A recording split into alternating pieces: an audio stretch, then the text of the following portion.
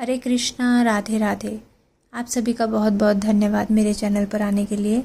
आज की वीडियो में मैं श्रावण मास की कथा का 16वां अध्याय लेकर आई हूँ। अगर आप मेरे चैनल पर नए हैं तो मेरे चैनल को सब्सक्राइब कर लीजिए और साथ ही बेल आइकन को भी प्रेस कर दीजिए। इससे पहले हमने 15वें अध्याय में सुपोधन व्रत के बारे में पढ़ा था। आज की कथा में शीतला सप्तमी व्रत का श्रवण करेंगे। शुरू करती हूँ कथा को। बोलिए श्रावण मास की जय, भोले बाबा की जय। भगवान शंकर जी ने कहा कि हे सनत कुमार, अब मैं शीतला सप्तमी व्रत की कथा सुनाऊंगा। मनुष्य को चाहिए कि श्रावण मास के शुक्ल पक्ष की सप्तमी के दिन व्रत करें। पहले दीवार पर बावली अंकित करें, बाद में उसमें अशारीरिक संज्ञक दिव्य स्वरूपधारी 7 जल देवता अंकित करें। 2 लड़कों के साथ पुरुष संगीत नारी, 1 घोड़ा, बैल, नरवाहन सहित पालकी अंकित करें। 16 उपचार द्वारा जल देवी की अर्चना कर ककड़ी, दही और भात का नैवेद्य अर्पण करें। नैवेद्य पदार्थों को वामन ब्राह्मणों को देना चाहिए।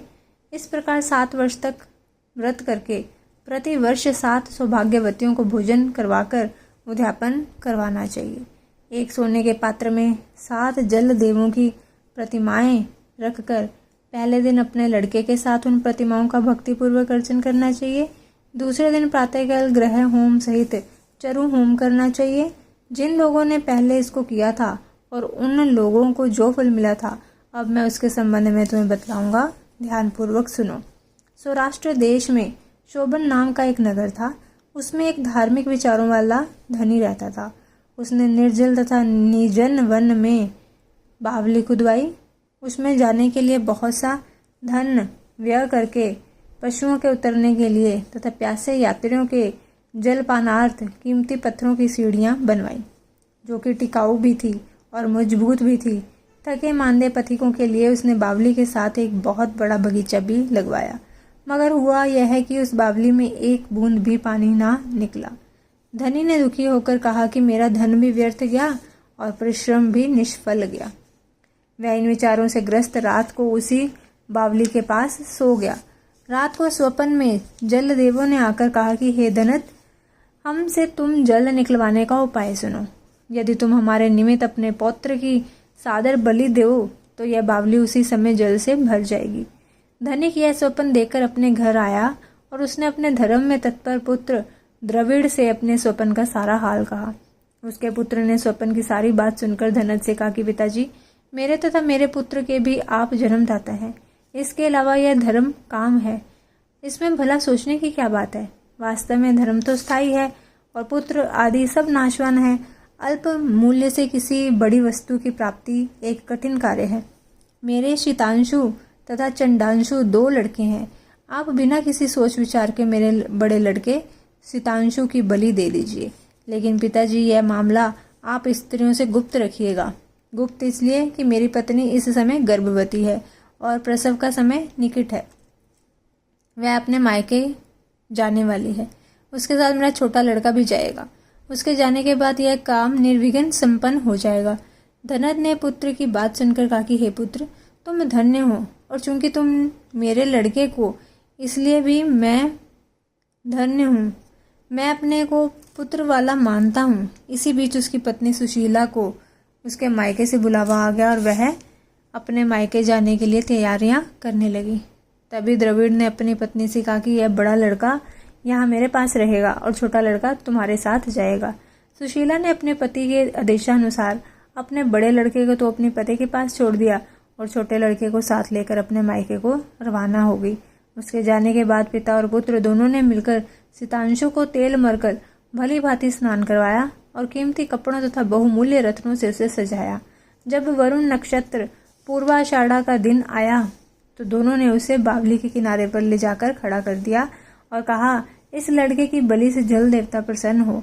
बस बलि देने की देर थी कि बावली अमृत तुल्य जल से भर गई। दोनों पिता पुत्र बावली से सुधा तुल्य जल से प्रसन्न हुए, लेकिन पुत्र के नाश से दुखी होकर अपने घर को वापस लौट आए। उधर मायके में सुशीला के यहाँ तीसरा लड़का पैदा हुआ। जब लड़का 3 मास का हो गया तो वह अपने ससुराल वापस लौटी। मार्ग में जब उस बावली के पास गई तो उस जल से परिपूर्ण देखकर चकित रह गई। उसने प्रसन्नचित होकर उसमें स्नान करके कहा कि मेरे ससुर का उद्योग तथा धन का व्यय यथोचित सफल हुआ। उस दिन श्रावण मास के शुक्ल पक्ष की सप्तमी तिथि थी। सुशीला ने स्नान करके शीतला का शुभ व्रत करके वहीं पर ही दही तथा चावल मंगाकर स्वादिष्ट पाक बनाया। जल देवता का अर्चन करके दही चावल और ककड़ी का नैवेद्य देकर वामन ब्राह्मणों को दे दिया। अपने साथ वालों के सहित आप भी दही चावल और ककड़ी का भोजन किया। वहां से सुशीला का गांव 4 कोस पर था। जब सुशीला अपने दोनों लड़कों के साथ बावली के से घर की ओर चली तो जल देव आपस में कहने लगे कि इसका मरा हुआ लड़का इसको वापस लौटा देना चाहिए, क्योंकि इसने बड़े प्रेम से हमारा व्रत किया है। उन्होंने सुशीला का मृत पुत्र जल से बाहर निकाल दिया और उसे विदा कर दिया। जब लड़का पालकी के पीछे माताजी कहता हुआ दौड़ा, अपने लड़के की आवाज़ सुनकर सुशीला ने पीछे मुड़कर देखा। वह उसको देखकर चकित रह गई और उसको गोद में बिठाकर उसका सिर चूमने लगी, लेकिन उसने लड़के ने से कुछ नहीं पूछा। सोचा यदि इससे कुछ पूछूंगी तो यह डर जाएगा।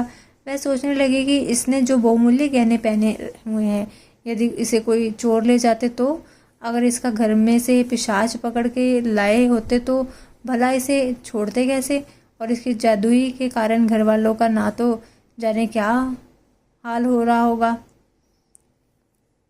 बस इसी प्रकार सोचते हुए उसका घर आ गया।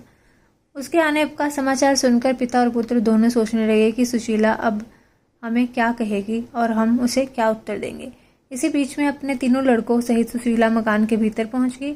ससुर तथा पति ने बड़े पुत्र सुशांतु को देखकर आश्चर्यचकित होकर उसके साथ ही प्रसन्न होकर उससे पूछा कि हे सुभद्रे, तूने किस पुण्य या व्रत को किया था? हे भामिनी, निश्चय ही तुम पुण्य व्रता हो। इस सुतांशु को मरे आज 2 मास बीत चुके हैं। तुमने इसे दोबारा कैसे प्राप्त किया है? तथा बावली भी जल से पूर्ण हो गई है। जाते समय तुम यहाँ से एक पुत्र को ले गई थी, आती बार 3 पुत्रों को साथ लेकर आई हो। शुभ्रे, वंश का तुमने उद्धार कर दिया है। हे शुभानने, मैं तुम्हारी क्या स्तुति करूं? इस प्रकार उसके ससुर ने प्रशंसा की और पति ने प्यार भरी नजरों से उसकी तरफ देखा। सास ने भी उसकी स्तुति की। उसने प्रसन्न होकर कहा कि यह सब सुमार्ग का पुण्य फल है। वह इस संसार में मनोभिलषित भोग कर परमानंदित हुए। हे तात, तुमसे मैंने यह शीतला सप्तमी का व्रत कहा है। इसमें दही चावल, ठंडा शीतल ककड़ी, फल, बावली, जल तथा शीतला देवता कहे गए हैं। इसे करने वाले तापत्रय से मुक्त होते हैं। इस कारण श्रावण मास की शुक्ल पक्ष की सप्तमी का नाम यथार्थ शीतला सप्तमी हुआ है। बोलिए श्रावण मास की जय, भोले बाबा की जय। आपको मेरी वीडियो अच्छी लगे तो कमेंट करके ज़रूर बताइएगा और इसे ज़्यादा से ज़्यादा लाइक और शेयर कीजिएगा। मिलती हूँ अपनी अगली वीडियो के साथ, तब तक के लिए सभी को हरे कृष्णा, राधे राधे।